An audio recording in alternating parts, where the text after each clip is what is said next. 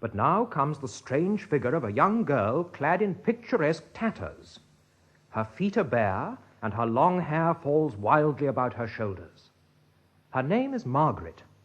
Mad Margaret, the villagers call her.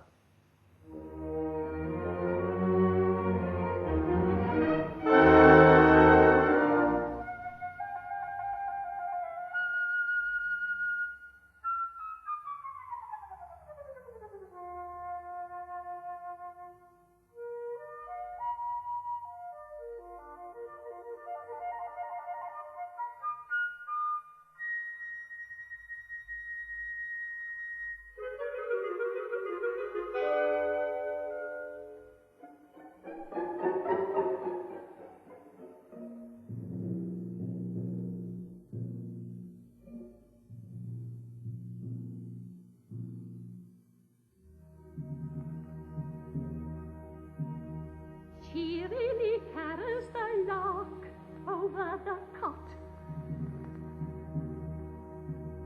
Merrily whistles the clerk, scratching a blot. But the lark and the clerk, I remark, comfort me not.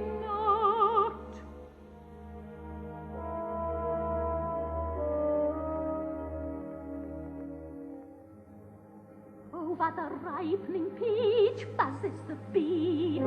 Splash on the billowy beach tumbles the sea. But the peach and the beach, they are each nothing to me. And why? Who am I? Death match? Crazy Meg? Mad Margaret? Poor Peg!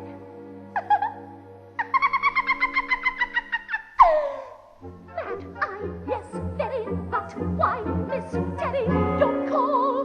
Shh. No crime 'tis only that I'm loved only. That's all.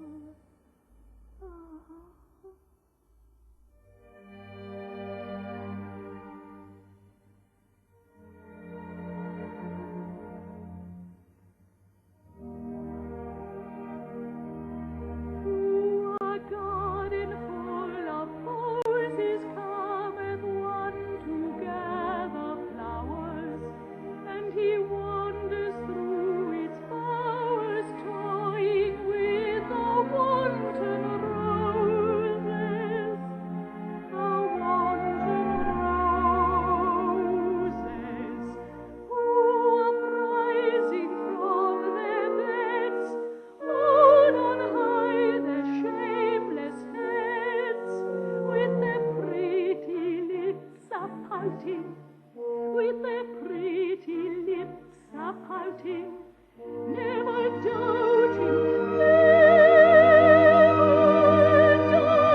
that for silvery roses he would gather aught but roses.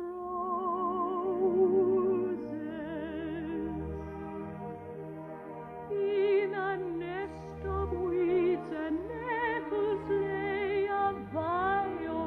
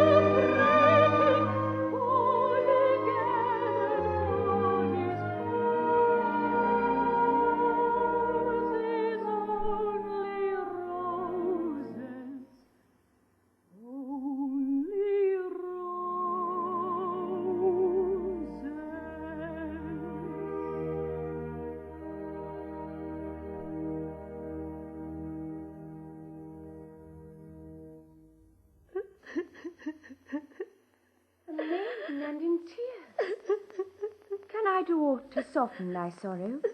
This apple? No. Tell me, are you mad? I? No. That is, I think not. That's well. Then you don't love Sir Despard Murgatroyd. All mad girls love him. I love him. And poor mad Margaret. Crazy Meg. Poor Peg. Thou lovest the bad baronet of Ruddigore? Oh, horrible, too horrible. You pity me? Then be my mother. The squirrel had a mother, but she drank and the squirrel fled. Hush! They sing a brave song in our parts. It runs somewhat thus. The cat and the dog and the little puppy sat down in a... I forget what they sat down in, but so the song goes. Listen. I've come to pinch her. Mercy, whom? You mean who? Nay, it is the accusative after the verb. True. I have come to pinch Rose Maybud. Rose Maybud? I love him. He loved me once, but that's all gone. He gave me an Italian glance and made me his. He will give her an Italian glance and make her his. But it shall not be, for I'll stamp on her, stamp on her, stamp on her. Did you ever kill anybody? No? Why not? Listen. I killed a fly this morning. It buzzed and I wouldn't have it, so it died. Pop! So shall she. But behold, I am Rose Maybud, and I would fain not die. Pop! You are Rose Maybud? Yes, sweet Rose Maybud. Strange, they told me she was beautiful. And he loves you. No, if I thought that, I would treat you as the auctioneer and land agent treated the ladybird. I would rend you asunder. Nay, be pacified. For behold, I am pledged to another, and lo, we are to be wedded this very day. Swear me that. Come to a commissioner and let me have it on affidavit. I once made an affidavit, but it died. It died. But see, they come, Sir Despard and his evil crew. Hide. They are all mad. Quite mad. What makes you think that? Hush. They sing choruses in public. That's mad enough, I think. Go, hide away, or they will seize you. Hush. Quite softly. Quite softly.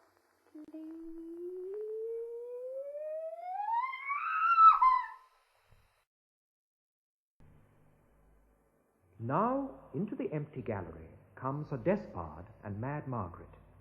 They too look very different to when we last met them, being dressed in sober black and an air of complacent respectability.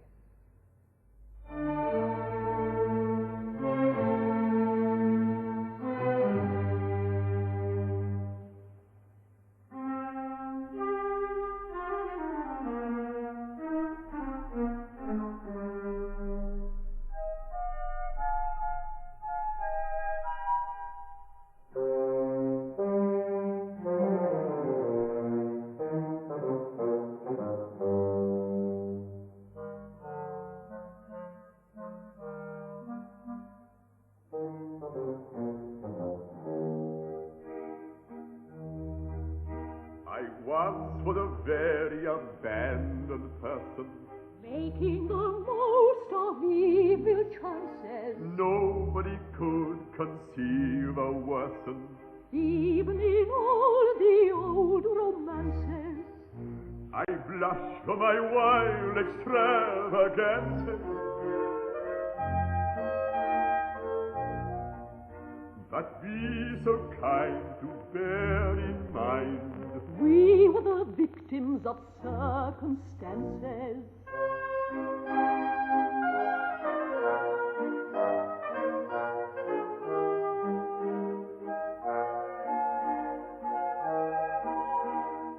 That is one of our blameless dances. I was once an exceedingly odd young lady, suffering much from spleen and vapors. Clergyman thought my conduct shady. He didn't spend much upon linen drapers. He certainly entertained the gapers. My ways were strange beyond all range. Paragraphs got into all the papers.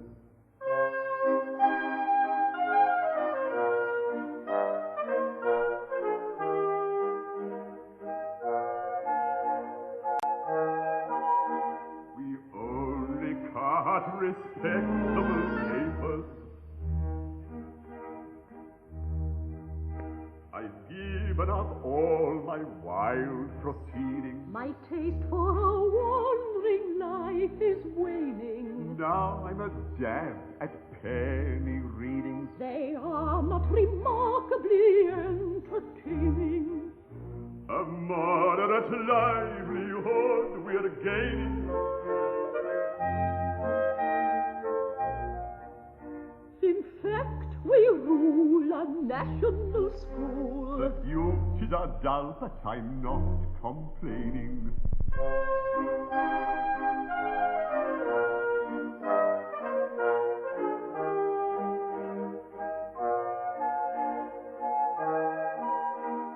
This sort of thing takes a deal of training.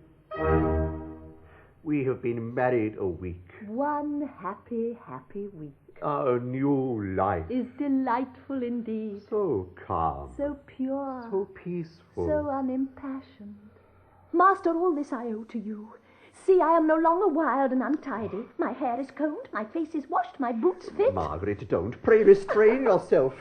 Remember, you are now a district visitor. A gentle district visitor. You are orderly, methodical, neat. You have your emotions well under control. I have. Master, when I think of all you have done for me, I fall at your feet. I embrace your ankles. I hug your knees. Hush, this is not well. This is calculated to provoke remark.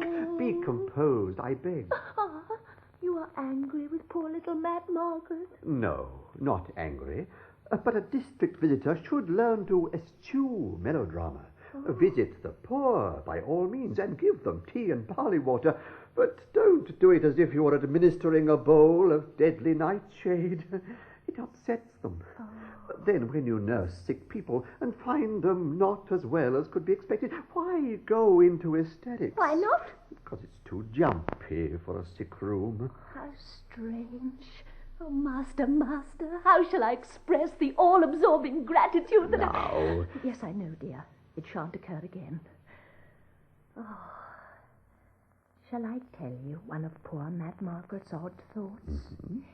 Well, then, when I am lying awake at night and the pale moonlight streams through the latticed casement, strange fancies crowd upon my poor mad brain, and I sometimes think that if we could hit upon some word for you to use whenever I am about to relapse, some word that teems with hidden meaning, like Basingstoke, Aye. it might recall me to my saner self. For after all, I am only Mad Margaret, Oh. Daft Meg, poor Peg. Poor child, she wanders. But soft, someone comes. Margaret, pray recollect yourself. Basingstoke, I beg. Margaret, if you don't Basingstoke at once, I shall be seriously angry. Basingstoke it is. Then make it so.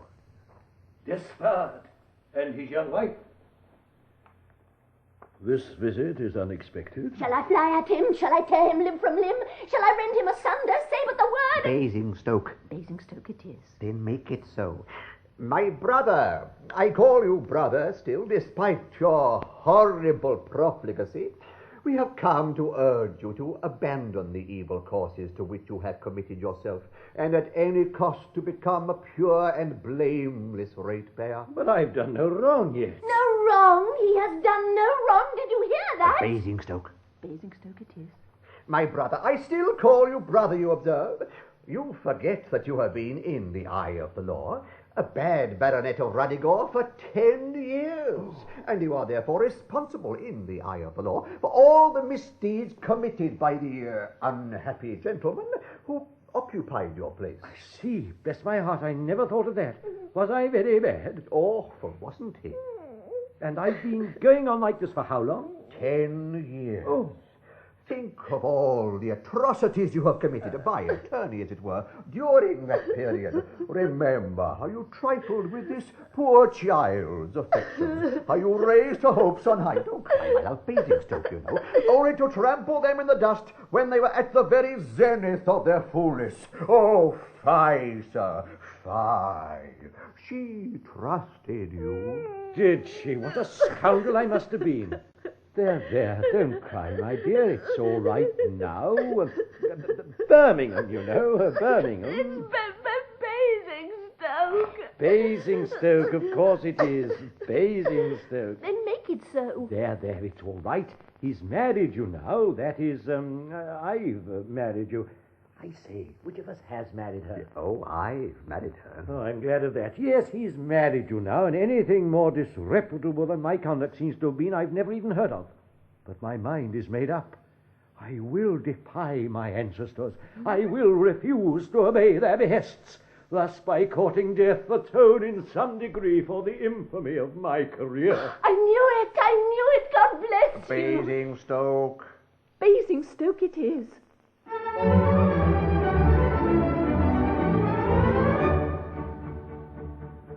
I suppose he open to my awful situation. I should go at once to Roderick and make him an oration. I should tell him I've recovered my forgotten moral sense, and I don't get up a sleeping for any consequences. Now I do not want to perish by the sword or by the dagger, but the master may indulge a little pardon will swagger, and a word or two of compliment my vanity will flatter, but I've got to die tomorrow, so it really doesn't matter. So it really doesn't matter. So it really doesn't matter. So it really doesn't matter. So it really doesn't matter. So it really doesn't matter. So it really doesn't matter. So it really doesn't matter.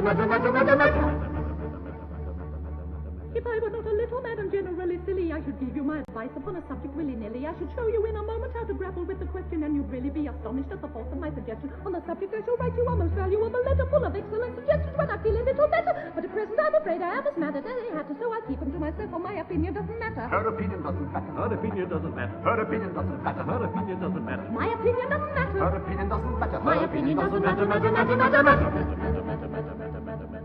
If I had been so lucky as to have a steady brother who could talk to me as we are talking now to one another, who could give me good advice when he discovered I was erring, which is just a very favour which I knew I'm conferring, my existence would have made a rather interesting idyll, and I might have lived and died a very decent individual. The particularly rapid, unintelligible patter isn't generally heard, and if it is, it doesn't matter. If it is, it doesn't matter. If it is, it doesn't matter. If it is, it doesn't matter. If it is, it doesn't matter. The particularly rapid, unintelligible patter isn't generally heard, and if it is, it doesn't matter. The particularly rapid, unintelligible patter isn't generally heard, and if it is, it doesn't matter.